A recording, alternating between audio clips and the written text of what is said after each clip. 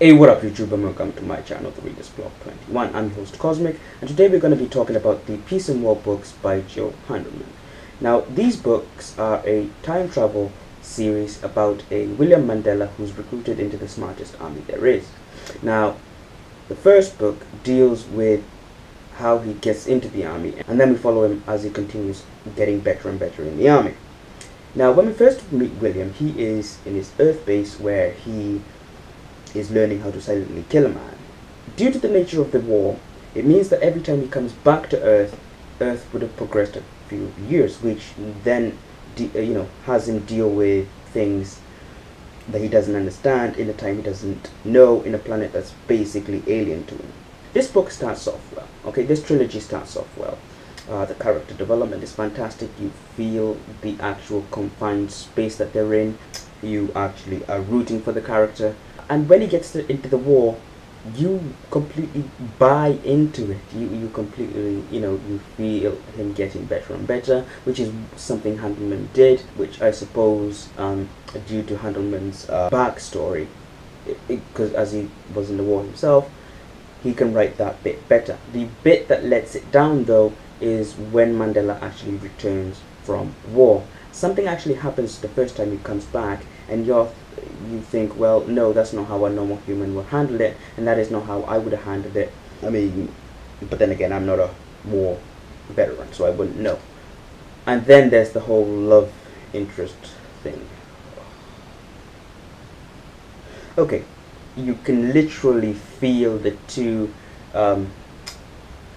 protagonists being forced together. You feel literally they're being forced together, and they don't fit. They're being made to fit together in a way that it's never going to work. But then you allow yourself to just let it wash over you. You're like, fine, okay, you know what? I can go with this love interest. The third thing that's bad is the whole point of the war starting. Remember back when I said that the IQ of every person in this army is above 150? I didn't?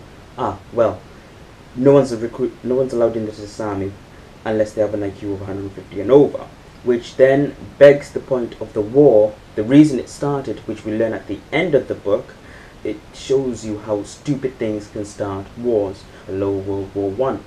And then there is the ending. You get to the end, and just as things get interesting, you find out what these aliens are doing, how they got there, why the war started, and then it ends, and then the book is gone. That's it, finished. Which brings us into the second book, where Mandela is just happy. He's got 2 kids with his love interest. You can tell I really don't like this love interest thing. But anyway, yeah, he's got 2 kids with his love interest, and they're happy. They're just enjoying lives on this planet called Middle Finger. And then I'm going to take these many people and I'm going to take them into space. And he knows a percentage of them will die just from the process of actually traveling into space. And that is condemning people to die for no reason, no good reason other than you're bored, which just irritated the hell out of me. And then some stuff happens, things start to go wrong, obviously, as book things go, and then they have to come back, and they've only traveled a couple of years rather than the actual 10,000 years or whatever it was that they were intending to do. Then some things start going wrong. They start finding out what's causing them. They try and find out why these things are happening, and then just as they find out, and in the end, the book ends again. I would have loved to see the consequences of, the ending. Having to deal with the consequences. How, what's changed, what's happened, how everything is changed, and how he deals with that. But nope, book ends. That's it. It's gone. Which brings us into our third book, which, to be honest with you, I didn't read, because after reading the first 2 books and being so mercilessly teased, I was like, you know what? No, I'm not reading this. Screw it. Nope, that's it. Nope, I'm not reading the third one. I put the book in the freezer, and if you don't know where that is from, we can't be friends. So yeah, that is it. Those are the 2 books that I read from the Peace and War trilogy by Joe Handelman. They've won 2 Nebula Awards. How, I don't know. It's won the same 2 Nebula Awards as Connie Willis, Blackout and All Clear, the Hugo and the Nebula Awards. And how that happens, I have no idea, because Connie Willis's Blackout and All Clear is fantastic, right? Everything about it is brilliant. If you like to know more about that book, I'll leave the link in the video somewhere for you to watch, but it is just fantastic. This one I enjoyed parts of it I really didn't enjoy, but you know, because of reasons. But yeah, as I leave you with one question, as always.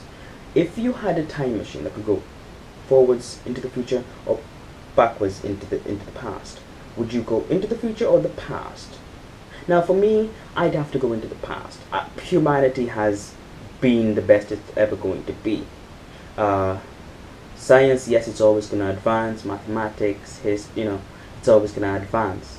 I was going to say history there, but history is redundant. Anyway, yes, math and science are always going to advance, but not for the same reasons that they were done in the past. I mean, in the past, people had passion. They had this need for knowledge, the need to actually know something for science rather than for the money. They had a curious mind. As always, I will see you in the next one. Like, share, comment, peace.